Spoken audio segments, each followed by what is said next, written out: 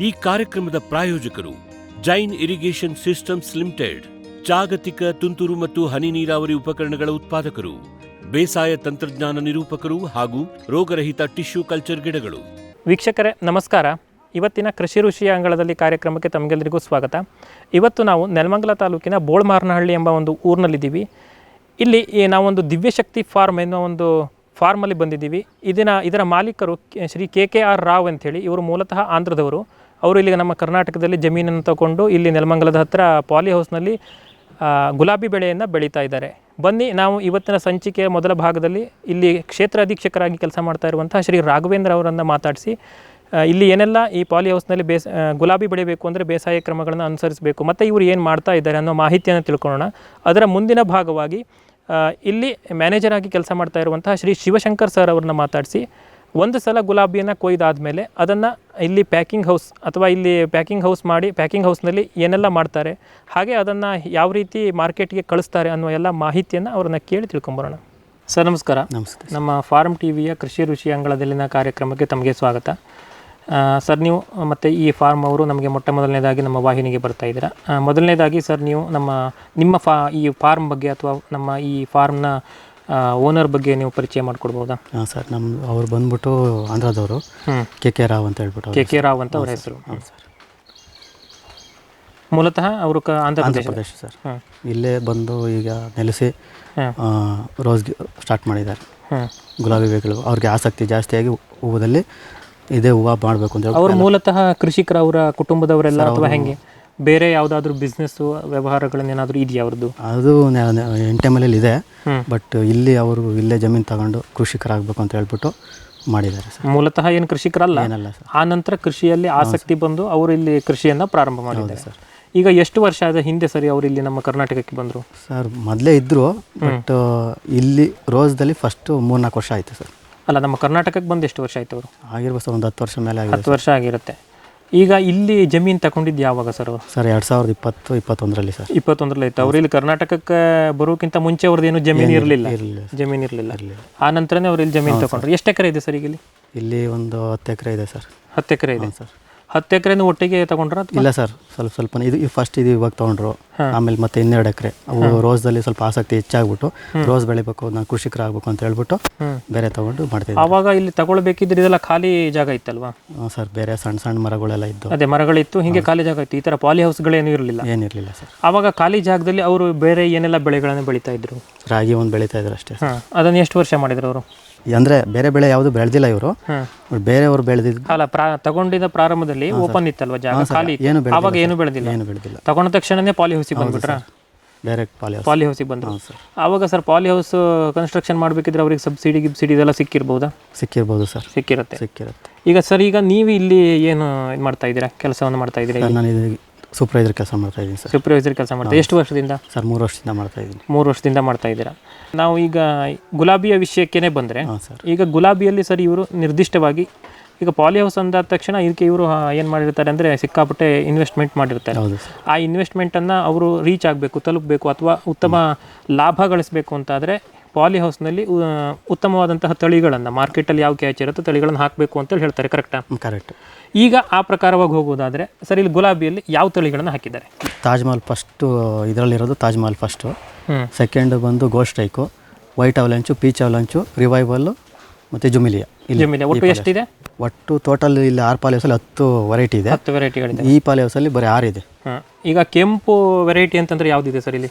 ತಾಜ್ ಮಹಲ್ ಅಂತ ಹೇಳ್ಬಿಟ್ಟು. ತಾಜ್ ಮಹಲ್ ಕೆಂಪು, ರೆಡ್ ಕಲರ್. ಆಮೇಲೆ ಯೆಲ್ಲೋ ಕಲರ್ ಬಂದು ಗೋಲ್ಡ್ ಸ್ಟ್ರೈಕು. ಆಮೇಲೆ ವೈಟ್ ಅವಲಂಚು ವೈಟ್ ಕಲರ್ ಇರುತ್ತೆ.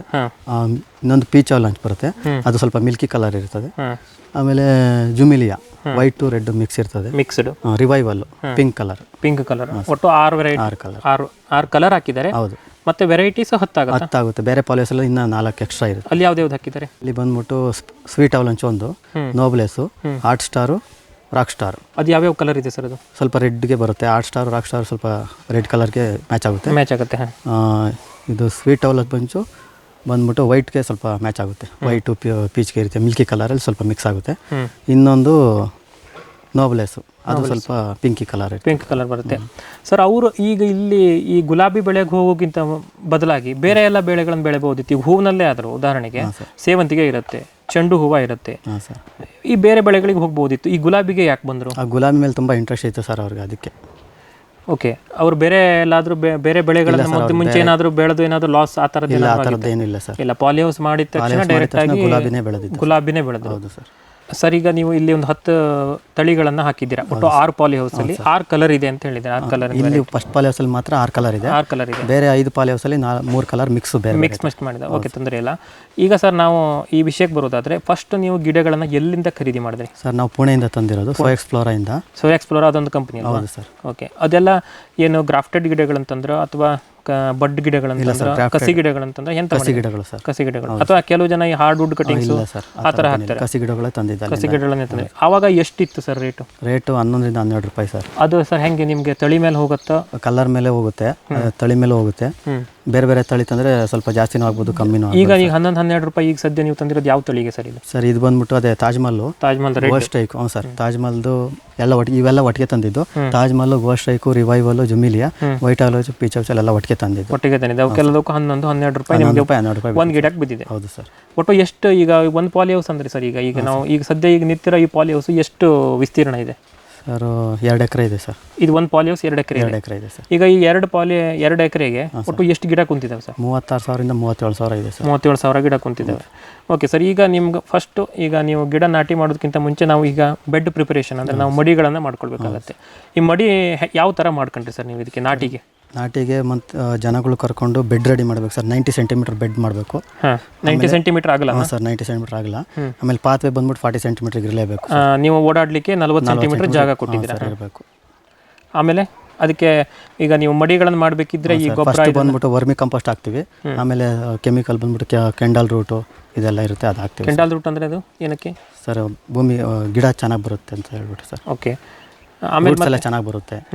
ಆಮೇಲೆ ಮತ್ತೆ ಇನ್ನೇನು ಅದಕ್ಕೆ ಮಿಕ್ಸ್ ಮಾಡಿದ್ರಿ? ವರ್ಮಿ ಕಂಪೋಸ್ಟ್ ಅಂತ ಬರುತ್ತೆ, ಅದು ಮಿಕ್ಸ್ ಮಾಡಿದ್ದೀವಿ. ಸಗಣಿ ಗೊಬ್ಬರ, ಕುರಿ ಗೊಬ್ಬರ, ಕೋಳಿ ಗೊಬ್ಬರ ಆ ಥರದ್ದು ಏನಾದರೂ ಹಾಕಿದ್ರೆ? ಇಲ್ಲ ಸರ್, ಆ ಥರ ಕೋಳಿ ಗೊಬ್ಬರ ಏನು ಹಾಕಿಲ್ಲ ಸರ್. ಮತ್ತೆ ಮಡಿಗಳನ್ನ ಎಷ್ಟು ಎತ್ತರಕ್ಕೆ ಮಾಡಿದ್ರಿ?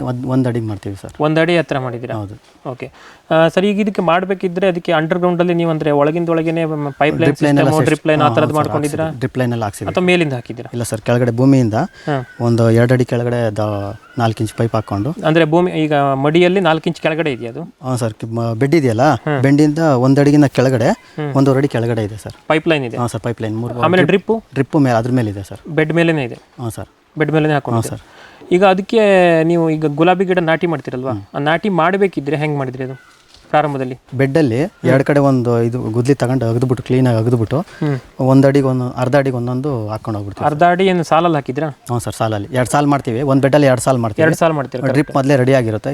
ಈ ಕಡೆ ಒಂದು ಡ್ರಿಪ್, ಆ ಕಡೆ ಒಂದು ಡ್ರಿಪ್ ಹಾಕಿ ಸೆಂಟ್ರಲ್ ಮಿಸ್ಟಿಂಗ್ ಒಂದು ಲೈನ್ ಬರುತ್ತೆ. ಓಕೆ, ಸೆಂಟ್ರಲ್ ಮಿಸ್ಟಿಂಗ್ ಬೇರೆ ಇರುತ್ತೆ. ಮಿಸ್ಟಿಂಗ್ ಬರುತ್ತೆ. ಫಾಗರ್ ನಮ್ಮ ಹತ್ರ ಇಲ್ಲ, ಅದನ್ನ ಮಿಸ್ಟಿಂಗ್ ಹಾಕೊಂಡಿದ್ದೀವಿ. ಆಮೇಲೆ 2 ಸಾಲು ಹೊಡೆದ್ಬಿಟ್ಟು 2 ಸಾಲು ಅರ್ಧ ಅಡಿಗೆ ಒಂದು ಸಸಿಗಳನ್ನ ಸಾಲಲ್ಲಿ ಅರ್ಧ ಅಡಿ ಅಂತರ ಕೊಡ್ತೀರಾ? ಆಮೇಲೆ ಸಾಲಿನ ಸಾಲಿಗೆ ಎಷ್ಟು ಅಂತರ ಕೊಡ್ತೀರಾ? ಈ ಸಾಲಿಗೆ ಸರ್ 1 ಅಡಿ ಗ್ಯಾಪ್ ಇರುತ್ತೆ ಸರ್. 1 ಅಡಿ ಗ್ಯಾಪ್, ಗಿಡದಿಂದ ಗಿಡಕ್ಕೆ ಅರ್ಧ ಅಡಿ, ಸಾಲಿಂದ ಸಾಲಿಗೆ 1 ಅಡಿ ಅಂತರದಲ್ಲಿ ಹಾಕೊಂಡು ಹೋಗ್ತೀರಾ. ಈಗ ಸರ್, ಈಗ ಪ್ರೆಸೆಂಟ್ ನಾವು ಈಗ ನಿಂತಿರೋ ಈ ಪಾಲಿಹೌಸಲ್ಲಿ ಒಂದು ಬೆಡ್ಡಲ್ಲಿ ಎಷ್ಟು ಗಿಡ ಇದಾವೆ ಸರ್? ಸರ್, ಒಂದು ಇದರಲ್ಲಿ ಹೆಚ್ಚು ಕಮ್ಮಿ ಒಂದು 150 ರಿಂದ 200 ಬರ್ಬೋದು ಸರ್. 150 ರಿಂದ 200 ಗಿಡಗಳಿದ್ದಾವೆ. ಸರಿ. ಈಗ ನೆಕ್ಸ್ಟು, ಈಗ ನೀವು ಇಲ್ಲಿ ಕಂಟ್ರೋಲ್ಡ್ ಕಂಡೀಷನಲ್ಲಿ ಬೆಳೀತಿದ್ದೀರಾ ಪಾಲಿಹೌಸ್ ಅಂದರೆ. ಈಗ ಇದಕ್ಕೆ ನೀವು ಟೆಂಪ್ರೇಚರ್ ಅಂದರೆ ಉಷ್ಣತೆ ಮೇಂಟೈನ್ ಮಾಡಲಿಕ್ಕೆ ಅಥವಾ ಹ್ಯೂಮಿಡಿಟಿ ಆರ್ದ್ರತೆ ಮೇಂಟೈನ್ ಮಾಡಲಿಕ್ಕೆ ಬೇರೆ ಏನಾದರೂ ವ್ಯವಸ್ಥೆ ಮಾಡ್ಕೊಂಡಿದ್ರೆ? ಬೇರೆ ಈಗ ನಾವು ಅಲ್ಲಿ ಸೈಡಲ್ಲಿ ಕಾಟನ್ ಇದೆ ಸರ್, ಬೇಕು ಅಂದರೆ ಅಪ್ ಮಾಡ್ತೀವಿ. ಬೇಡ ಅಂತ ಟೆಂಪ್ರೇಚರ್ ಜಾಸ್ತಿ ಆದರೆ ಅಪ್ ಮಾಡ್ತೀರಾ? ಗಾಳಿ ಆಡಬೇಕು. ಬಿಸಿಲಾದ್ರೆ ಏನಾಗ್ಬಿಡುತ್ತೆ, ಹೂವು ಎಲ್ಲ ಹಾಳ್ಬಿಡ್ತದೆ ಬೇಗ. ಅದರಿಂದ ಕಾಟನ್ ಓಪನ್ ಮಾಡಿಬಿಡ್ತೀವಿ. ಮಳೆ ಬಂದರೆ ಮತ್ತೆ ಕ್ಲೋಸ್ ಮಾಡ್ತೀವಿ. ಹೌದು ಸರ್. ಈಗ ಮೇಲ್ಗಡೆ ಫಾಗರ್ ಆ ಥರದ್ದು ಏನಾದರೂ ಆ ಥರ ಫಾಗರ್ ಏನು ಹಾಕೊಂಡಿಲ್ಲ. ಓವರ್ ಹೆಡ್ ಇರಿಗೇಷನ್ ಏನು ಮಾಡ್ಕೊಂಡಿಲ್ಲ ಸರ್. ಕೆಳಗಡೆಯಿಂದನೇ ಪೂರ್ತಿ ನೀರು ಕೊಡ್ತೀವಿ. ಕೆಳಗಡೆ ಮಿಸ್ಟಿಂಗ್ 1 ಲೈನ್ ಇದೆ, 2 ಲೈನ್ ಡ್ರಿಪ್ ಲೈನ್ ಇದೆ ಅಷ್ಟೇ ಒಂದು ಬೆಡ್ಗೆ. ಓಕೆ. ಫಾರ್ಮಿಲಿ ನರ್ಸರಿ, ರೋಗರಹಿತ ಪಣಿಯೂರು 1, 2, 4, 5 ತೇವಂಕಾಳು ಮೆಣಸು, ಅಧಿಕ ಇಳುವರಿಯ ಚಂದ್ರಗಿರಿ, F1, ಹೇಮಾವತಿ, ಸೀಂಟುಆರ್, ಡ್ವಾರ್ಫ್ ರೋಬಸ್ಟಾ ಕಾಫಿ ಗಿಡಗಳು, ಕ್ಯಾಡ್ಬರಿ F1 ಹೈಬ್ರಿಡ್ ಕೋಕೋ ಸಸಿಗಳು, ಕಸಿ ಜಾಯಿಕಾಯಿ, ಏಲಕ್ಕಿ, ಚಕ್ಕೆ, ಸಿಲ್ವರ್ ಓಕ್, ಅಡಿಕೆ, ಬಟರ್ ಫ್ರೂಟ್, ಹಲಸು ಮುಂತಾದ ಹಣ್ಣಿನ ಗಿಡಗಳು. ಕಳಂಕರಹಿತ ಬಹುಕಾಲ ಸೇವೆ ನಮ್ಮ ಗುರಿ. ಫಾರ್ಮಿಲಿ ನರ್ಸರಿ. ವಿಶ್ವದಾದ್ಯಂತ ಪೇಟೆಂಟ್ ಪಡೆದ ನ್ಯಾನೋ ತಂತ್ರಜ್ಞಾನದಲ್ಲಿ ತಯಾರಾದ ನೂವಾಲ್ಗಿ ದ್ರಾವಣ. ನೂವಾಲ್ಗಿ ಉಪಯೋಗಿಸಿದ ಮೇಲೆ ತುಂಬ ಇಳುವರಿನೂ ಬಂದಿದೆ. ಕಾಳು ಮೆಣಸಿಗಂತೂ ಭಾಳ ಚೆನ್ನಾಗಿ ಬರುತ್ತೆ. ರೇಷ್ಮೆ ಎಲೆನೂ ಚೆನ್ನಾಗಿ ಬರ್ತದೆ. ಗಿಡಗಳು ತುಂಬ ಚೆನ್ನಾಗಿ ಬೆಳವಣಿಗೆ ಆಯಿತು. ಯಾವುದೇ ರಾಸಾಯನಿಕ ಅಥವಾ ವಿಶೇಷ ಗೊಬ್ಬರಗಳ ಗೊಡವೆ ಇಲ್ಲದೆ ಎಲ್ಲ ಬೆಳೆಗಳಲ್ಲಿ ಉತ್ತಮ ಗುಣಮಟ್ಟದ ಅಧಿಕ ಫಸಲನ್ನು ಪಡೆಯಿರಿ. ಯಾವಾಗಲೂ ನನ್ನ ಇರೋವರೆಗೂ ನೀವು ಅಲ್ಲಿಗೆ ಅಂತ ಬಿಟ್ಟು ಬಾಳಲ್ಲ ಅಂತ ಒಂದು ಭರವಸೆ ಕೊಡ್ತೀನಿ. ಫ್ಯೂಚರ್ ಬಯೋಟೆಕ್ ಸಾವಯವ ಕೃಷಿಯ ವೇಗವರ್ಧಕ. ಪೋಷಕಾಂಶ ಪೂರೈಕೆಗೆ ಎನ್ಪಿಕೆ ಕಲ್ಚರ್, ವ್ಯಾಮ್, ಪಿಎಸ್ಪಿ ಮತ್ತು ಕೆಎಂಬಿ. ಜೈವಿಕ ರೋಗ ಕೀಟ ನಿಯಂತ್ರಣಕ್ಕೆ ಟ್ರೈಕೋಡರ್ಮಾ, ಸೂಡೋಮೊನಾಸ್. ಸಾವಯವ ಗೊಬ್ಬರ ಉತ್ಪಾದನೆಗೆ ಕಾಂಪೋಸ್ಟ್ ಕಲ್ಚರ್. ಹೂವು ಕಾಯಿ ಉದುರುವ ಸಮಸ್ಯೆಗೆ ಕಾಮಧೇನು ಮತ್ತು ಸತ್ವ. ಮಣ್ಣಿನ ಆರೋಗ್ಯ ವೃದ್ಧಿಗೆ future biotech, Dharwad. Jain irrigation systems limited ಭಾರತದ ಹನಿ ನೀರಾವರಿ ತಂತ್ರಜ್ಞಾನದ ಪ್ರಥಮ ಪ್ರವರ್ತಕ. ಜಗತ್ತಿನ ಅತಿ ದೊಡ್ಡ ಸ್ಪ್ರಿಂಕ್ಲರ್ಸ್ ಉತ್ಪಾದಕ ಕಂಪನಿ. ಸಂರಕ್ಷಿತ ಕೃಷಿಯಲ್ಲಿ ಹಸಿರು ಮನೆಗಾಗಿ ಮಿಸ್ಟರ್, ಫಾಗರ್, ಫ್ಯಾನ್ ಮತ್ತು ಪ್ಯಾಡ್ ಹಾಗೂ ನೆರಳು ಮನೆ. ಸ್ವಯಂ ಚಾಲಿತ ನೀರಾವರಿ ವ್ಯವಸ್ಥೆ ಮತ್ತು ರಸಾವರಿ ತಂತ್ರಜ್ಞಾನ. ಕೃಷಿಯಲ್ಲಿ ನೀರಿನ ಸಮರ್ಪಕ ಬಳಕೆ ಹಾಗೂ ಉಳಿತಾಯಕ್ಕೆ ಮತ್ತೊಂದು ಹೆಸರು ಜೈನ್.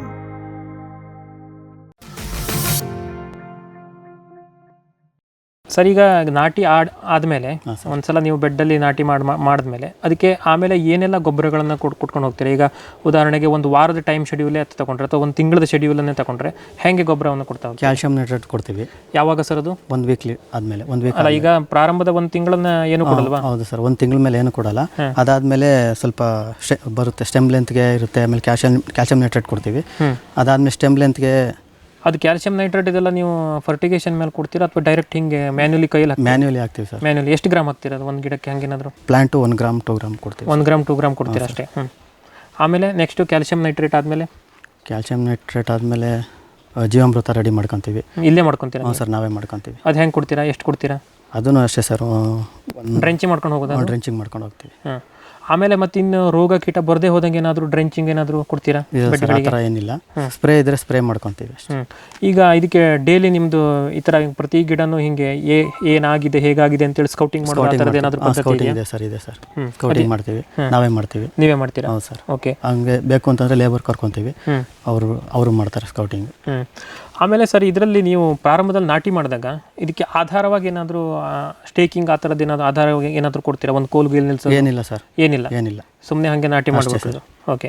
ಈಗ ಇನ್ನು ಗೊಬ್ಬರ ಅಷ್ಟೇ ಸರ್, ಕ್ಯಾಲ್ಸಿಯಂ ನೈಟ್ರೇಟು ಅಷ್ಟೇ? ಪೊಟ್ಯಾಷಿಯಂ ಅಥವಾ ಫಾಸ್ಫರಸ್ ಆ ಥರದ್ದು ಏನಾದರೂ ನೋಡ್ತೀವಿ ಸರ್, ಬೇಕು ಅಂದರೆ ಕೊಡ್ತೀವಿ.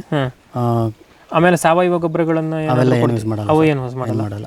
ಜೀವಾಮೃತದಲ್ಲಿ ಸಗಣಿ, ಗಂಜಲ, ಬೆಲ್ಲ ಇವೆಲ್ಲ ಮಿಕ್ಸ್ ಮಾಡಿಬಿಟ್ಟು ಅದನ್ನೇ ಡ್ರಿಂಚಿಂಗಲ್ಲಿ ಕೊಟ್ಬಿಡ್ತಾರೆ. ಓಕೆ. ನೀರಂತೂ ಸರ್ ನೀವು ಇಲ್ಲಿ ಡ್ರಿಪ್ ಮಾಡ್ಕೊಂಡಿದ್ದೀರಾ? ಅದನ್ನು ಸರ್ ನೀರು ಹೆಂಗೆ ಒಂದು ವಾರಕ್ಕೊಂದ್ಸಲಿ ಕೊಡ್ತೀರಾ? ಇಲ್ಲ, ಡೈಲಿ ಕೊಡ್ತೀವಿ ಸರ್. ಡೈಲಿ ಎಷ್ಟು ಹೊತ್ತು? ಹೆಂಗೆ? ಡೈಲಿ ಬಂದ್ಬಿಟ್ಟು 15 ಮಿನಿಟ್ಸ್ ಫರ್ಟಿಲೈಸರು, ಫರ್ಟಿಗೇಷನ್ ಅದರಲ್ಲೇ ಮಾಡ್ಬಿಡ್ತೀರಾ? ಸರ್, ಅದರಲ್ಲೇ ಕೊಟ್ಬಿಡ್ತೀವಿ. ಫರ್ಟಿಗೇಷನ್ ಬೇಕು ಅಂತಂದರೆ, ಜಾಸ್ತಿ ಬಿಸಿಲೇನಾದರೂ ಇತ್ತು ಅಂತಂದರೆ ಮಿಸ್ಟಿಂಗಲ್ಲಿ 3 ನಿಮಿಷ 5 ನಿಮಿಷ ಬಿಟ್ಕೊತೀವಿ. Okay sir. ನೀವೀಗ ನಾವಿಲ್ಲಿ ಫರ್ಟಿಗೇಷನ್ ಟ್ಯಾಂಕ್ ಕೂಡ ನೋಡ್ತಾ ಇದ್ದೀವಿ ನಿಮ್ಮಲ್ಲಿ. ಈ ಫರ್ಟಿಗೇಷನ್ ಟ್ಯಾಂಕಲ್ಲಿ ಏನೇನು ಮಿಕ್ಸ್ ಮಾಡಿ ನೀವು ಇಲ್ಲಿ ಡ್ರಿಪ್ ಮುಖಾಂತರ ಕೊಡ್ತೀರಾ? ಅದು ಹೆಂಗೆ ಸರ್? ಒಂದು 19 ಹಾಲ್ ಮಿಕ್ಸ್ ಮಾಡ್ತೀವಿ. ಅದೇ ಸರ್, ಇಲ್ಲೊಂದು 3-4 ಟ್ಯಾಂಕ್ಗಳು ಕಾಣ್ತಾ ಇದ್ದಾವೆ, ಅದು ಹೆಂಗೆ? ಹೌದು ಸರ್, ಅದೇ ನಮಗೆ ಒಂದರಲ್ಲಿ ಆಸಿಡ್ ಇದೆ, ಒಂದರಲ್ಲಿ ಕೆಮಿಕಲ್ಲು. ಈಗ ಒಂದರಲ್ಲಿ ಕೆಮಿಕಲ್ಲು, ಒಂದರಲ್ಲಿ ಆಸಿಡ್ ಪ್ಲಸ್ ಫರ್ಟಿಲೈಸರ್, ಈ ಥರ ಮಿಕ್ಸ್ ಮಾಡ್ಕೊತೀವಿ. ಓಕೆ. ಅಲ್ಲಿ ಏನೇನು ಮಿಕ್ಸ್ ಮಾಡ್ತೀರಾ? 19 6824 ಕ್ಯಾಲ್ಸಿಯಂ ನೈಟ್ರೇಟು, SOP ಇದೆಲ್ಲ ಮಿಕ್ಸ್ ಮಾಡ್ತೀರಾ?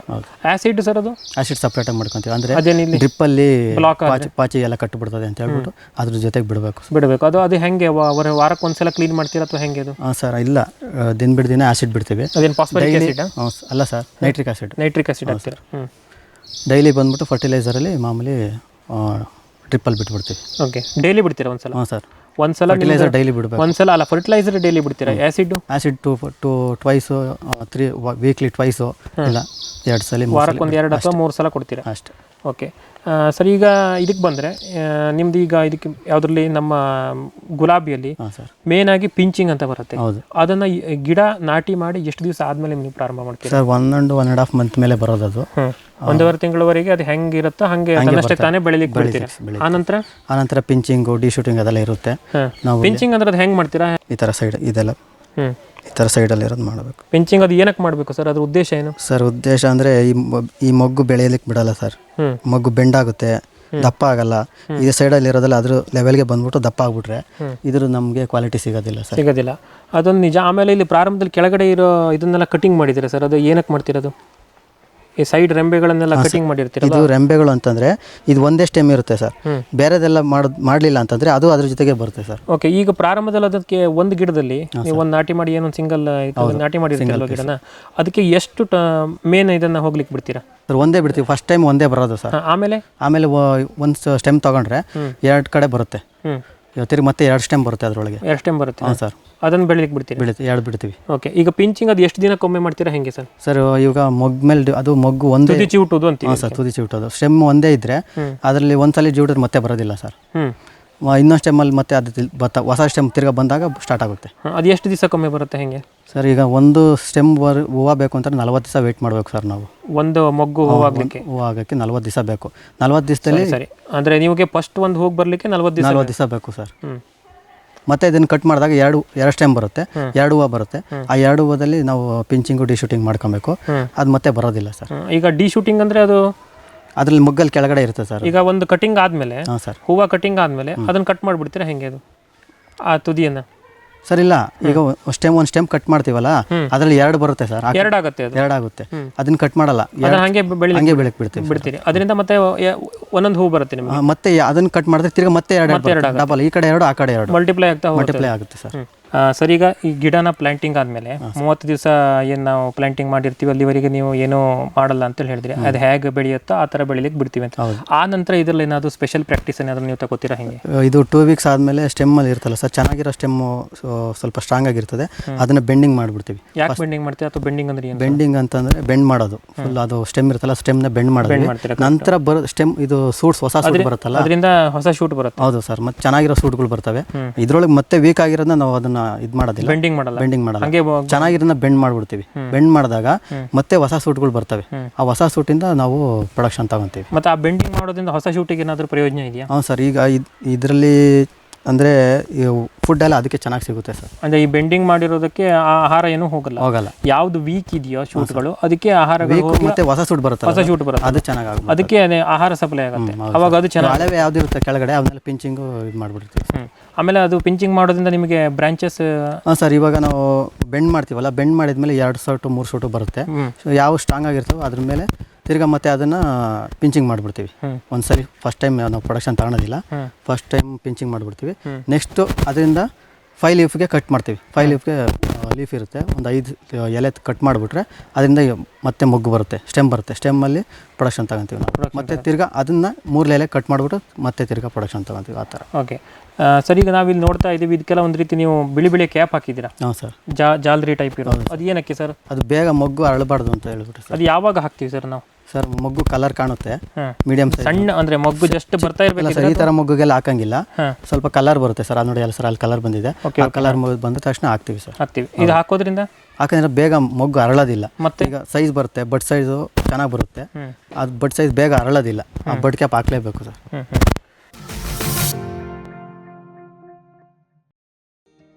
ಕಲ್ಪತರು ಫಾರ್ಮ್ ಮತ್ತು ನರ್ಸರಿ ಹಲವು ತಳಿಗಳ ಕಾಳುಮೆಣಸು, ಕಾಫಿ, ಜಾಯ್ಕಾಯಿ, ಏಲಕ್ಕಿ, ಕೋಕೋ ಸಸಿಗಳು, ಮಿಯಾಜಾಕಿ ಮಾವು, ಜಪಾನೀಸ್ ರೆಡ್ ಸೀಬೆ, ಸೀಡ್ಲೆಸ್ ಹಲಸು, ಮೆಕೆಡೇಮಿಯಾ ಕಸಿ ಮುಂತಾದ ವಿಶೇಷ ಗಿಡಗಳು, ಅಡಿಕೆ, ತೆಂಗು, ಬಟರ್ ಫ್ರೂಟ್, ಸೇಬು, ಅಪ್ಪೇಮಿಡಿ ಇತ್ಯಾದಿ, ಶ್ರೀಗಂಧ, ಸಿಲ್ವರ್ ಓಕ್, ರಕ್ತಚಂದನ. ಕಲ್ಪತರು ಫಾರ್ಮ್ ಮತ್ತು ನರ್ಸರಿ, ಶಿವಮೊಗ್ಗ. ಜೈನ್ಸ್ ಜಗತ್ತಿನ ಅತಿದೊಡ್ಡ ಅಂಗಾಂಶ ಕೃಷಿ ಪ್ರಯೋಗಾಲಯ ಹಾಗೂ ಟಿಸಿ ಗಿಡಗಳ ಉತ್ಪಾದಕರು. ಸಮೃದ್ಧ ಇಳುವರಿಗೆ ಜೈನ್ ಜೀನೇನ್, ಯಾಲಕ್ಕಿ, ನೇಂದ್ರನ್ ಹಾಗೂ ಕೆಂಪು ಬಾಳೆ ಸಸಿಗಳು, ದಾಳಿಂಬೆ, ಭಗವತಳಿಯ ರೋಗಮುಕ್ತ ಸಸಿಗಳು, ಲಕ್ನೋ 49 ಪೇರಳೆ, ಸ್ಟ್ರಾಬೆರಿ ಇತ್ಯಾದಿ ಗಿಡಗಳು ಯೋಗ್ಯ ಬೆಲೆಯಲ್ಲಿ. ಅಂಗಾಂಶ ಕೃಷಿಯ ಜಾಗತಿಕ ಬ್ರ್ಯಾಂಡ್ ಜೈನ್. ಗ್ರೀನ್ ಪ್ಲಾಸ್ಟ್ ISI ಪ್ರಮಾಣೀಕೃತ ಪರಿಶುದ್ಧ HDPE ಜಿಯೋ ಮೆಂಬ್ರೇನ್ ಪಾಂಡ್ ಲೈನರ್ಗಳು. ಕೃಷಿ ಹೊಂಡ, ಕೆರೆ, ಕಾಲುವೆ, ಮೀನುಕೊಳ, ಸ್ಪಿರುಲಿನಾ ಹೊಂಡಗಳಿಗೆ ಬೇಕಾದ ಆಕಾರ ಮತ್ತು ವಿಸ್ತೀರ್ಣಗಳಲ್ಲಿ ಸರ್ಕಾರದ ಸಬ್ಸಿಡಿ ಯೋಜನೆಯಡಿ ಲಭ್ಯ. 100% ಪುನರ್ಬಳಕೆ, ಯುವಿ ಮತ್ತು ಒಡಕು ನಿರೋಧಕ, ಪಕ್ಕಾ ಜೋಡಣೆ, 5 ವರ್ಷಗಳ ಲಿಖಿತ ವಾರಂಟಿ. ಗ್ರೀನ್ ಪ್ಲಾಸ್ಟ್. ಸಮೃದ್ಧ ಸಾವಯವ ಗೊಬ್ಬರ, ಎಂಎಸ್ಜಿಪಿ ಮತ್ತು ಕೆಸಿಡಿಸಿ ಉತ್ಪಾದನೆ, ಫಾರ್ಮ್ ಟಿವಿಯಿಂದ ಸರಬರಾಜು. ಅತಿ ಕಡಿಮೆ ಬೆಲೆಗೆ ಅತ್ಯುತ್ತಮ ಗೊಬ್ಬರ. ಇಲ್ಲ ಭಾರಲೋಹ, ಕೃಷಿ ವಿಶ್ವವಿದ್ಯಾಲಯದಿಂದ ಪರೀಕ್ಷಿತ. ಸಾವಯವ ಇಂಗಾಲ, ಎನ್ಪಿಕೆ, ಪಿಎಚ್, ಇಸಿ ಎಲ್ಲ ನಿಗದಿತ ಮಿತಿಯಲ್ಲಿ. ಅಡಿಕೆ, ತೆಂಗು, ಬಾಳೆ, ಕಾಫಿ, ದಾಳಿಂಬೆ, ದ್ರಾಕ್ಷಿ, ಕಬ್ಬು, ಭತ್ತ, ಜೋಳ, ಹತ್ತಿ ಹೀಗೆ ಎಲ್ಲಾ ಬೆಳೆಗಳಿಗೂ ಪ್ರಶಸ್ತ. ಜೀವಂತ ಮಣ್ಣು, ಸಮೃದ್ಧ ಬೆಳೆ, ಅತ್ಯಧಿಕ ಲಾಭಕ್ಕೆ ಬಳಸಿ ಸಿಟಿ ಕಾಂಪೋಸ್ಟ್.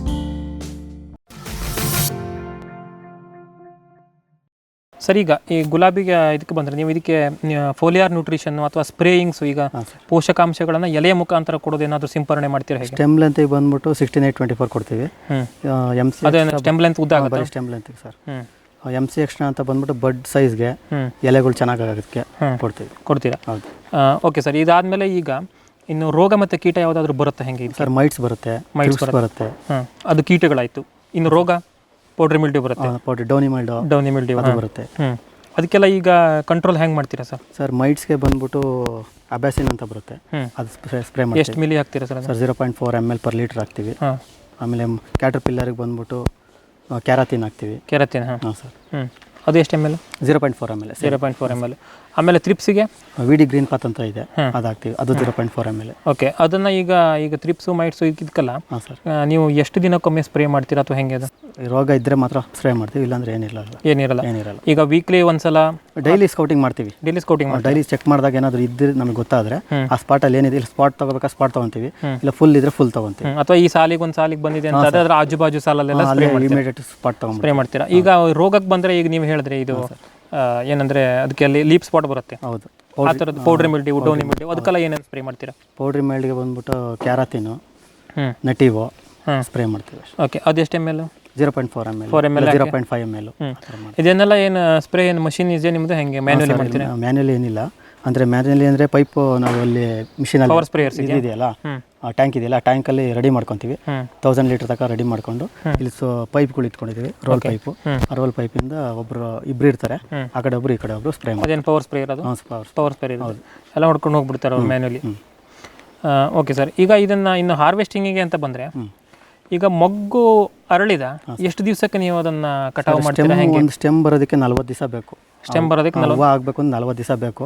ನಾವು ಮಿನಿಮಮ್ ಕಲರ್ ಬಂದಾಗ ಬಡ್ ಕ್ಯಾಪ್ ಹಾಕಿರ್ತೀವಿ, ಬೇಗ ಅರಳೋದಿಲ್ಲ. ಅದೇನಕ್ಕೆ ಬಡ್ ಕ್ಯಾಪ್? ಅದು ಮೊಗ್ಗು ಅರಳಬಾರ್ದು ಅಂತ. ಮತ್ತಿನ್ನು ಬೇರೆ ಏನಾದರೂ ಕಾರಣ ಇದೆಯಾ? ಬೇರೆ ಏನೇನಿಲ್ಲ ಸರ್. ಬೇಗ ಅರಳಬಾರ್ದು. ಬಡ್ ಸೈಜು ದಪ್ಪ ಆಗುತ್ತಲ್ವಾ, ಬೇಗ ಅರಳ್ಬಿಡ್ತದೆ ಅಂತ ಹೇಳಿ ಬಡ್ ಕ್ಯಾಪ್ ಹಾಕಿರ್ತೀವಿ ಅಷ್ಟೇ. ಆಮೇಲೆ ಸರ್, ಈಗ ಎಷ್ಟು ದಿವಸಕ್ಕೆ ಕಟಾವು ಮಾಡ್ತೀವಿ? ಒಂದು ಸ್ಟೆಮ್ ಬರೋದಕ್ಕೆ 40 ದಿವಸ ಬೇಕು ಸರ್. ಡೈಲಿ ಹಾರ್ವೆಸ್ಟಿಂಗ್ ಇರುತ್ತೆ. ಈಗ ಒಂದು ಗಿಡದಲ್ಲಿ ಒಂದು ಸ್ಟೆಮ್ ಒಂದು ಬಂದರೆ ಪಕ್ಕದಲ್ಲಿ ಇನ್ನೊಂದು 40 ದಿವಸ ಬಿಟ್ಟರೆ ಇನ್ನೊಂದು ಬರ್ತಾ ಇರ್ತವೆ. ಅವಾಗ 40 ದಿವಸ ಆದ ತಕ್ಷಣ ಒಂದು ಸ್ಟೆಮ್, ಒಂದು ಹೂವು ಕಟ್ ಮಾಡಿಬಿಡ್ತೀರಾ? ಸರ್, ಅದು ಈಗ ಇಷ್ಟು ಉದ್ದನೇ ಕಟ್ ಮಾಡಬೇಕು, ಸೆಂಟಿಮೀಟರ್ ಇರಬೇಕು, ಆ ಥರದ್ದು ಏನಾದರೂ ಇದೆಯಾ? 30 40 50 60. 30 40 50 60. ಅಂದರೆ ನಾವು ಇಲ್ಲಿ ಪ್ಯಾಕಿಂಗಲ್ಲಿ ನೋಡ್ಕೊಂತಾರೆ, ನಮಗೆ ಹಾರ್ವೆಸ್ಟಿಂಗ್ ಎಲ್ಲ ಮಿಕ್ಸ್ ಅಲ್ಲ. ಈಗ ನಿಮಗೆ ಮಿಕ್ಸ್ ಮಾಡಬೇಕಿದ್ರೆ, ಈಗ ಅವ್ರು ಹೆಂಗೆ ಸ್ಟಾಕ್ ಲೆಂತ್ ಕಟ್ ಮಾಡಬೇಕಿದ್ರೆ ಅದು ಯಾವ ಆಧಾರದ ಮೇಲೆ ಕಟ್ ಮಾಡ್ತಾರೆ? ಅದಕ್ಕೆ ಈಗ ಹೆಂಗೆ ಸರ್? ಇಲ್ಲೇನು ಆಧಾರ ಇಲ್ಲ. ನಮಗೆ ಏನು ಹಾರ್ವೆಸ್ಟಿಂಗ್ ತೋರಿಸಿರ್ತಾರೆ, 2 ಲೀಫ್ 3 ಲೀಫಿಗೆ ತೋರಿಸಿರ್ತಾರೆ, ಕರೆಕ್ಟ್, ಅದು ಕಟ್ ಮಾಡಿರ್ತೀವಿ ಅಷ್ಟೇ. 2 ಲೀಫ್ 3 ಲೀಫ್ ಸ್ಟೇಜಲ್ಲಿ ಕಟ್ ಮಾಡಿರ್ತೀವಿ. ಅಲ್ಲಿ ಸೆಂಟಿಮೀಟರ್ಸ್ ವೈಸು ಕಟ್ ಮಾಡ್ಕೊಂಡು ಇದು ಮಾಡ್ತಾರೆ. ಈಗ ಇದು ಕಟಿಂಗ್ ಆದ ತಕ್ಷಣ ಏನು ಮಾಡ್ತೀರಿ ಸರ್? ನೆಕ್ಸ್ಟ್ ಪ್ರೊಸೀಜರ್ ಏನಕ್ಕೆ? ಕಟಿಂಗ್ ಆದಮೇಲೆ ಪ್ಯಾಕಿಂಗ್ ಹೋಗ್ಬಿಡುತ್ತೆ ಸರ್. ಇದು ನೆಟ್ ಇದೆ, ನೆಟ್ ಎಲ್ಲ ಇದು ಮಾಡ್ಬಿಟ್ಟು ಬಕೆಟಲ್ಲಿ ಹಾಕ್ಬಿಟ್ಟು ನೀರಲ್ಲಿ ಇಕ್ಬಿಟ್ಟು ಪ್ಯಾಕಿಂಗ್. ಅಲ್ಲ, ನೀರಲ್ಲಿ ಬರೀ ನೀರೊಂದೇ ಇರುತ್ತಾ ಅಥವಾ ಹೆಂಗೆ ಸರ್? ಇದೆ ಸರ್, ಅಮೋನಿಯಂ ಸಲ್ಫೇಟ್ ಇದೆ ಸರ್. ಏನಕ್ಕೆ ಹಾಕ್ತೀರಾ ಸರ್ ಅದು ಅಮೋನಿಯಂ ಸಲ್ಫೇಟ್? ಬ್ಲ್ಯಾಕ್ ಆಗಬಾರ್ದು, ಸ್ಟೆಮ್ ಕೆಳಗಡೆ ಬ್ಲ್ಯಾಕ್ ಆಗುತ್ತೆ, ಅದು ಆಗಬಾರ್ದು ಅಂತ ಹೇಳಿ. ಮತ್ತೆ ಅದು ಎಲೆ ಒಣಗಬಾರ್ದು? ಹಾಂ ಸರ್, ನೀರಿರುತ್ತಲ್ಲ ಸರ್, ಅದರಿಂದ ಎಲೆ ಏನು ಒಣಗೋದು, ಫ್ರೆಶ್ನೆಸ್ ಇರಬೇಕು. ಸ್ಟೆಮ್ಮು ಬೇಗ ವೀಕ್ ಆಗಿಬಿಡ್ತದೆ ಅಂತೇಳಿ ಬಿಸಿಲಿಗೆ ಅದಕ್ಕೋಸ್ಕರ ನೀರು ಹಾಕ್ಬಿಟ್ಟು ಆಮೇಲೆ ಅಲ್ಯೂಮಿನಿಯಂ ಸಲ್ಫೇಟ್ ಹಾಕ್ಬಿಟ್ಟು ಅದ್ರ ಜೊತೆ ಇಟ್ಬಿಡ್ತೀರಾ? Okay sir. ಸರ್, ಈಗ ನಾವು ಇಲ್ಲಿ ಹಾರ್ವೆಸ್ಟಿಂಗ್ವರೆಗೆ ಬಂದಿದ್ವಿ. ನಮ್ಮ ಇಲ್ಲಿಯ ಫಾರ್ಮ್ ಸೂಪರಿಂಟೆಂಡೆಂಟ್ ಅಂತ ರಾಘವೇಂದ್ರ ಸರ್ ನಮಗೆ ಮಾಹಿತಿಯನ್ನು ಕೊಡ್ತಾ ಇದ್ರು. ಈಗ ಅದರ ಮುಂದಿನ ಹಂತವಾಗಿ ಸರ್, ನಾವೀಗ ಹಾರ್ವೆಸ್ಟಿಂಗ್ ಆದಮೇಲೆ ಒಂದ್ಸಲ ಕೊಯ್ಲು ಆದಮೇಲೆ ಏನೇನು ಪ್ರೊಸೀಜರ್ ಮಾಡಬೇಕು, ಮತ್ತು ನಿಮ್ಮಲ್ಲಿ ಈಗ ಏನಾದರೂ ಪ್ಯಾಕಿಂಗ್ ಹೌಸ್ ಅಥವಾ ಆ ಥರದ್ದು ಏನಾದರೂ ಇದೆಯಾ ಅನ್ನೋ ಮಾಹಿತಿ ಕೇಳೋಣ ಅಂತೇಳಿ ಇಲ್ಲಿ ಈಗ ನಿಮ್ಮನ್ನು ಮಾತಾಡ್ತಾ ಇದ್ದೀವಿ. ಸರ್, ಈಗ ಹಾರ್ವೆಸ್ಟಿಂಗ್ ಆದಮೇಲೆ ನೆಕ್ಸ್ಟ್ ಪ್ರೊಸೀಜರ್? ಈಗ ಹಾರ್ವೆಸ್ಟಿಂಗ್ ಆದಮೇಲೆ ತೊಗೊಂಬಂದು ಅವರು ಕೋಲ್ಡ್ ರೂಮಲ್ಲಿ ಇಟ್ಟು ಇವತ್ತು ಹಾರ್ವೆಸ್ಟಿಂಗ್ ಆಗಿದ್ದು ನಾವು ತೊಗೊಂಬಂದು ಕೋಲ್ಡ್ ರೂಮಲ್ಲಿ ಇಡ್ತಾರೆ. ಕೋಲ್ಡ್ ರೂಮಲ್ಲಿ ಇಟ್ಬಿಡ್ತಾರೆ. ಅದಕ್ಕೆ ಸೊಲ್ಯೂಷನ್ಗಳನ್ನೆಲ್ಲ ಹಾಕಿ ಬಾಡದೆ ಹೋಗೋದ್ ರೀತಿಯಲ್ಲಿ ಆ ಥರ ಇಟ್ಟಿರ್ತಾರೆ. ಅದನ್ನ ಬೆಳಗ್ಗೆ ಅದು ಸರ್ ಈಗ ಕೋಲ್ಡ್ ರೂಮಲ್ಲಿ ಟೆಂಪರೇಚರ್ ಎಷ್ಟು ಮೇಂಟೈನ್ ಮಾಡ್ತೀರಾ? ಸರ್ ಈಗ ಅದರಲ್ಲಿ 5 ಡಿಗ್ರಿ ಟೆಂಪರೇಚರ್ ಮೇಂಟೈನ್ ಮಾಡ್ತಾರೆ. ಅದನ್ನ ಈಗ ತಂದಿಟ್ಟಿರೋದನ್ನ ಎಷ್ಟು ದಿವಸ ಹಾಗೆ ಇಡ್ತೀರಾ ಸರ್? ಇಲ್ಲ, ಒಳ್ಳೆ ಇವತ್ತು ಏನು ಹಾರ್ವೆಸ್ಟಿಂಗ್ ಆಗುತ್ತೋ ಅದನ್ನ ನಾಳೆ ತೊಗೊಂಬಂದ್ಬಿಡ್ತೀವಿ. ನಾಳೆಗೆ ತೊಗೊಂಡ್ಬರ್ತೀವಿ. ಆಮೇಲೆ ಪ್ಯಾಕಿಂಗ್ ಮಾಡ್ತಾರೆ. ಮಾರನೇ ದಿವಸ ಏನು ಪ್ರೊಸೀಜರ್ ಸರ್ ಅದಕ್ಕೆ? ಅದನ್ನ ಕೋಲ್ಡ್ ರೂಮಿಂದ ತೊಗೊಂಬಂದು ಫಸ್ಟ್ ಅದನ್ನ ಡೀಲಿಫಿಂಗ್ ಮಾಡ್ಕೊತೀವಿ. ಡೀಲಿಫಿಂಗ್ ಕೆಳಗಡೆ ಎಲ್ಲ ತೆಗೆದ್ಬಿಡ್ತೀವಿ. ಎಷ್ಟು ಸೆಂಟಿಮೀಟರ್ ವರೆಗೆ ಅದನ್ನ ತೆಗೆದ್ಬಿಡ್ತಾರೆ ಎಲ್ಲ? ಅದನ್ನ ಅದು ಸ್ಟೆಮ್ ಮೇಲೆ ಡಿಪೆಂಡ್ ಆಗುತ್ತೆ ಸರ್. ಅವ್ರು ಕಟಿಂಗನ್ನು ಯಾವ ಲೆಂತಿಗೆ ಮಾಡ್ತಾರೆ, ಮತ್ತು ನಿಮ್ದು ಅದು ಗ್ರೇಡಿಂಗ್ ಇರುತ್ತಲ್ವ, 30 ಸೆಂಟಿಮೀಟರ್ 40 ಸೆಂಟಿಮೀಟರ್ ಆ ಲೆಂತ್ ಮೇಲೆ ನೀವು ಎಲೆ ತೆಗಿತೀರಾ. ಓಕೆ, ಎಲೆ ತೆಗೆದಾಯ್ತು. ಎಲೆ ತೆಗೆದ ನಂತರ ತೆಗೆದ್ಬಿಟ್ಟು ತಂದು ಇಲ್ಲಿ ಗ್ರೇಡಿಂಗ್ ಮಾಡ್ಕೊತೀವಿ. First grading ತೊಗೊಂಬರ್ತೀವಿ. ಗ್ರೇಡಿಂಗ್ ಅದನ್ನು 35, 40, 45, 50 ಈ ಥರ ಮಾಡಿಕೊಂಡು ಅದನ್ನ ಗ್ರೇಡಿಂಗ್ ಮಾಡ್ಕೊಂಡು ಸ್ಟೆಮ್ ಲೆಂತ್ ಅಲ್ವಾ? ಸ್ಟೆಮ್ ಲೆಂತ್ ಮಾಡಿಕೊಂಡು ಅದನ್ನು ಬಂಚಿಂಗ್ ಇಲ್ಲಿ ಬಂಚಿಂಗ್ ಮಾಡ್ಕೊತೀವಿ. ಓಕೆ, ಇಲ್ಲಿ ಬಂಚಿಂಗ್ ಮಾಡಿಕೊಂಡು ಅಲ್ಲಿ ಬಂಚಿಂಗಲ್ಲಿ ಸರ್ ಅದು ಎಷ್ಟು ಹೂವನ್ನು ಇಡ್ತೀರಾ ಒಂದು ಬಂಚಲ್ಲಿ? ಅದು ಟಾಪಲ್ಲಿ 12 ಬರ್ತದೆ, 12 ಹೂವು ಬರ್ತದೆ ಟಾಪಲ್ಲಿ. ಕೆಳಗಡೆ 8 ಬರ್ತದೆ. 8 ಬರ್ತದೆ. ಒಟ್ಟು ಒಂದು ಬಂಚಲ್ಲಿ 20 ಹೂವು. ಒಂದು ಬಂಚಲ್ಲಿ 20 ಹೂವು ಬರ್ತದೆ. ಆ ಥರದ್ದು ಈಗ ನಿಮ್ಮದು ಟೋಟಲಿ ಒಂದು ದಿವಸಕ್ಕೆ ಎಷ್ಟು ಬಂಚ್ ಆಗುತ್ತೆ ಸರ್? ಎವರೇಜ್ ಒಂದೊಂದು ದಿವಸ ಒಂದೊಂದು ಥರ ಇರುತ್ತೆ. ಒಂದೊಂದು ದಿವಸ ಒಂದೊಂದು ಥರ ಬರ್ತದೆ. ಒಂದೊಂದು ದಿವಸ 750 ಬಂಚಸ್ ಬರ್ತದೆ, ಒಂದು ದಿವಸ 800 ಬರ್ತದೆ, ಸೊ 900 ಬರ್ತದೆ, ಈ ಥರ ಬರ್ತದೆ. ಈ ಥರ ಬರುತ್ತೆ. ಈಗ ಬಂಚಿಂಗ್ ಆದಮೇಲೆ ಬಂಚಿಂಗ್ ಆದಮೇಲೆ ಅದನ್ನು ತೊಗೊಂಡಾಗ ಅಲ್ಲಿ ಕಟಿಂಗಿಗೆ ತೊಗೊತೀವಿ. ಕಟಿಂಗ್ ರ್ಯಾಪರ್ ಮಾಡಿ ಕಟಿಂಗ್ ಮಾಡಿ ರ್ಯಾಪರ್ ಮಾಡ್ತೀರಾ? ಅದು ರ್ಯಾಪರ್ ಮಟೀರಿಯಲ್ ಏನು ಯೂಸ್ ಮಾಡ್ತೀರಾ ಸರ್? ರ್ಯಾಪರು ಅದಕ್ಕೆ ತೊಗೊಂಡು ಅದು ರಬ್ಬರ್ ಬ್ಯಾಂಡ್ ಫಿಟ್ ಮಾಡಿಬಿಟ್ಟು ಅಲ್ಲಿ ಕಟಿಂಗ್ ಮಾಡ್ಕೊಂಡು ಆ ಕಟಿಂಗಲ್ಲಿ ಅದು ಯಾವ ಬೇಸಿಸ್ ಮೇಲೆ ಸರ್? ನಾವು ಕಟಿಂಗಲ್ಲಿ ಈಗ ಟಾಪ್ ಏನು ಮೇಲ್ಗಡೆ ಬರ್ತದಲ್ಲ 12 ಏನು ನಾವು ಟಾಪಲ್ಲಿ ಹಾಕ್ತೀವಲ್ಲ, ಹೌದು, ಅದು ನಮ್ಗೆ ಇವಾಗ 30 ಅಂದರೆ 35 ತೊಗೊತೀವಿ ಅದಕ್ಕೆ. ಮತ್ತು ಕೆಳಗಡೆ ಏನು ಬರ್ತದೆ 8 ಫ್ಲವರ್ ಹಾಕೋದ್ರಲ್ಲಿ 30 ಇರ್ತದೆ, 30 ಸೆಂಟಿಮೀಟರ್ ಇರ್ತದೆ. ಅದನ್ನು ಅವರು ಕೆಳಗಡೆ ಏನು ಬಾಟಮ್ ಅಲ್ಲಿ ಇರ್ತದಲ್ಲ 8 12 ಹೂವು 45 ಸೆಂಟಿಮೀಟರ್ದು ಅಲ್ಲ 30. ಇವಾಗ ನಾವು 30 ಸೈಜ್ ಕೊಡ್ತೀವಿ ಅಂದರೆ ಟಾಪಲ್ಲಿ 35 ಸೆಂಟಿಮೀಟರ್ ಇರ್ತದೆ. ಅದು ಕೆಳಗಡೆ 8 ಹೂವು ಬಂದು 30 ಬರ್ತದೆ. ಬಟ್ ಅದು ಅವ್ರು ಕನ್ಸಿಡರ್ ಮಾಡೋದು 30ನೇ 30 ಅಲ್ಲಿ ಐಫಾಬಲ್ಲಿ ಅಷ್ಟು ಕನ್ಸಿಡರ್ ಮಾಡ್ತಾರೆ. ಅಲ್ಲಿ ಕಟ್ ಮಾಡ್ಕೊತೀವಿ. ಈಗ 40ಗೆ ಬೇಕು ಅಂದರೆ ನಾವು 40 ಟಾಪಲ್ಲಿ 45 ಇಡ್ತೀರಾ, ಕೆಳಗಡೆ 8 ಹೂವು 40 ಇಡ್ತೀರಾ, 40 ಇರ್ತದೆ ಟೋಟಲು. ಅಲ್ಲಿ ಅದು 40 40 ಅಂತಾನೆ ಅದು ಕನ್ಸಿಡರ್ ಮಾಡ್ತಾರೆ. ಆ ಥರ ಮಾಡ್ತಾರೆ. ಆಮೇಲೆ ಸರ್ ಈಗ ಇದಾದ್ಮೇಲೆ ರ್ಯಾಪಿಂಗ್ ಆದಮೇಲೆ ಅದು ಕಟ್ಟಿಂಗ್ ರ್ಯಾಪರ್ ಆದಮೇಲೆ ಅದೇ ಕಟ್ಟಿಂಗ್ ಓಕೆ, ಕಟ್ಟಿಂಗ್ ಮಾಡಿಕೊಂಡು ಅದು ನಮ್ಮ ಹತ್ರ ಕ್ರೇಟ್ ಇರ್ತದೆ. ಅದರಲ್ಲಿ ನಾವು ಕ್ರೇಟ್ಗೆ 40 ಸೈಜು 50 ಸೈಜು ಬೇರೆ ಬೇರೆ ಏನು ಸೈಜ್ ಕಟಿಂಗ್ ಮಾಡಿರ್ತಾರೆ ಅದನ್ನು ಜೋಡಿಸ್ತೀವಿ. ಬೇರೆ ಬೇರೆ ಕ್ರೇಟ್ಗೆ ಜೋಡಿಸ್ಬಿಟ್ಟು ಅದು ನಾವು ಗಾಡಿ ಲೋಡ್ ಮಾಡಿ ಐಫಾಬ್ಗೆ ಕಳಿಸ್ತೀರಾ. ಈಗ ಮಾರ್ಕೆಟಿಂಗ್ ಇದೆಲ್ಲ ಐಫಾಬ್ ಅವರೇನಾ? ಎಲ್ಲ ನಾವು ಐಫಾಬ್ಗೆ ಹಾಕ್ತೀವಿ. ಐಫಾಬ್ಗೆ ಅಲ್ಲಿ ಈಗ ನೀವು ನಿಮಗೆಲ್ಲೂ ಇಲ್ಲಿ ಲೋಕಲ್ ಮಾರ್ಕೆಟ್ ಏನಿಲ್ಲ? ಇಲ್ಲ ಲೋಕಲ್ ಮಾರ್ಕೆಟ್ ಆಕ್ಷನ್ಗೆ ಕಳಿಸ್ಬಿಡ್ತಾರೆ. ಇಲ್ಲ. ಈಗ ಸರ್ ಅದು ಸ್ಟಾಕ್ ಲೆಂತ್ ಮೇಲೆ ರೇಟ್ ವೇರಿಯೇಷನ್ ಆಗಲ್ವಾ? ವೇರಿಯೇಷನ್ ಆಗ್ತಾ ಇರ್ತದೆ, ಟೈಮ್ ಸಿಗೋದು. ಈಗ ಉದಾಹರಣೆಗೆ ಈಗ ನಾವು 30 ಸೆಂಟಿಮೀಟರ್ ಇರೋ ಸ್ಟಾಕ್ ಲೆಂತ್ ಇರೋಂಥ ಒಂದು ಕಟಿಂಗ್ಸ್ ಅಂದರೆ ಅದಕ್ಕೆ ಎಷ್ಟು ಹೋಗುತ್ತೆ? ಇರ್ತದೆ 7 ರೂಪಾಯಿ ಇರ್ತದೆ, 8 ರೂಪಾಯಿ ಇರ್ತದೆ.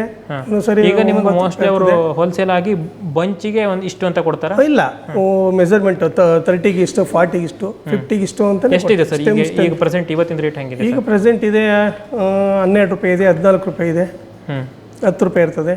ಅಂದರೆ ಈಗ ನೀವು ಈಗ ಉದಾಹರಣೆಗೆ 45 ಸೆಂಟಿಮೀಟರ್ ತಗೊಂಡ್ರೆ ಅದಕ್ಕೆ 14 ರೂಪಾಯಿ ಇದೆಯಾ? 45ರಿಂದ 40 ಕನ್ಸಿಡರ್ ಮಾಡ್ತಾರೆ. ಅದು 40 ಇರುತ್ತೆ. ಒಂದೊಂದು ಟೈಮಲ್ಲಿ ಒಂಥರ ಕಡಿಮೆ ಇರ್ತದೆ. ಈಗ ನಿಮ್ಮ ಈ ಪಾಲಿ ಹೌಸಲ್ಲಿ ನೀವು ಒಂದು 10 ವೆರೈಟಿ ಹಾಕಿದ್ದೀರ ಅಂತಂದ್ರು, ಅದರಲ್ಲಿ ಯಾವುದಕ್ಕೆ ಈಗ ನಿಮ್ಗೆ ಹೆಚ್ಚಿಗೆ ಡಿಮಾಂಡ್ ಮತ್ತು ಹೆಚ್ಚಿಗೆ ರೇಟ್ ಸಿಗ್ತಾ ಇದೆ? ಅದು ಒಂದು ಸರಿ ತಾಜ್ ಮಹಲ್ ಜಾಸ್ತಿ ಇರ್ತದೆ, ಸರಿ ವೈಟ್ ಅವಲೆಂಚ್ ಜಾಸ್ತಿ ಇರ್ತದೆ. ಅದು ಒಂದೊಂದು ಥರ.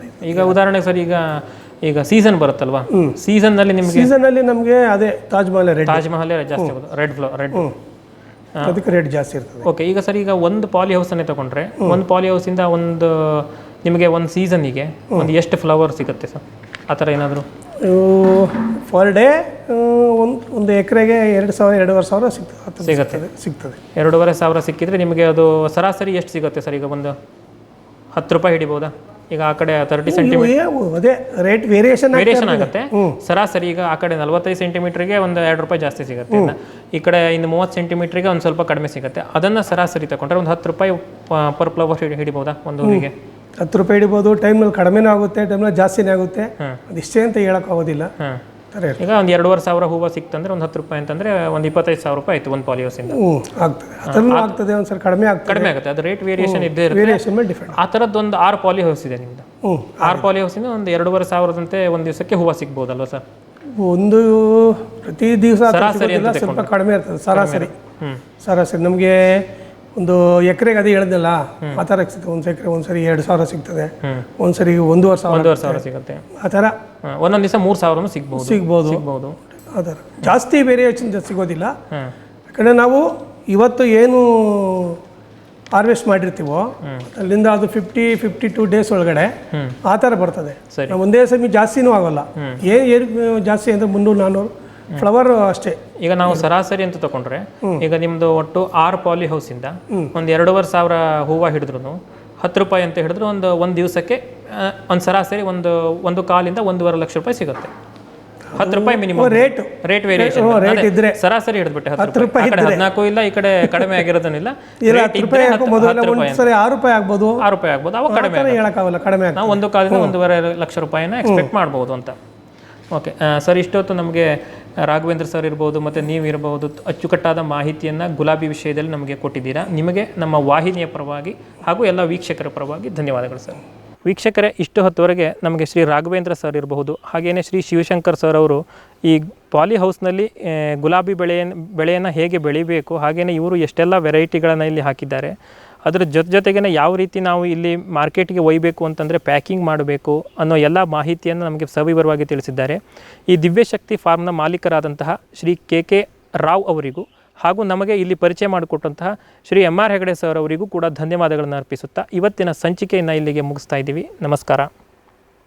ಈ ಕಾರ್ಯಕ್ರಮದ ಪ್ರಾಯೋಜಕರು ಜೈನ್ ಇರಿಗೇಷನ್ ಸಿಸ್ಟಮ್ಸ್ ಲಿಮಿಟೆಡ್, ಜಾಗತಿಕ ತುಂತುರು ಮತ್ತು ಹನಿ ನೀರಾವರಿ ಉಪಕರಣಗಳ ಉತ್ಪಾದಕರು, ಬೇಸಾಯ ತಂತ್ರಜ್ಞಾನ ನಿರೂಪಕರು ಹಾಗೂ ರೋಗರಹಿತ ಟಿಶ್ಯೂ ಕಲ್ಚರ್ ಗಿಡಗಳು.